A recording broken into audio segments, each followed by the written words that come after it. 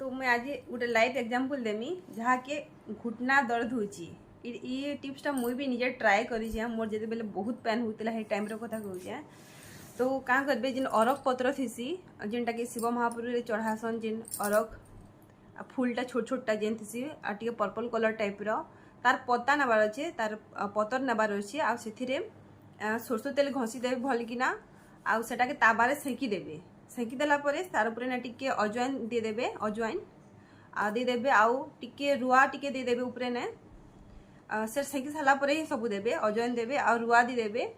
रुआ देना से क्या करेंगे घुटना बांधी देवे पूरा एकदम आठुरे बांधी देवे आटा के कटन पट्टी उटे घोड़े देवे इटा के माने 3-4 घंटा पूरा हेन्ता छाड़ी कर रखबे आ देखबे माने धीरे धीरे कर किछि ना किछि भी माने गोटे फरक पड़बा ही पड़बा मु निजे ट्राए करूँ हेतिले मुझे कहि पारुछे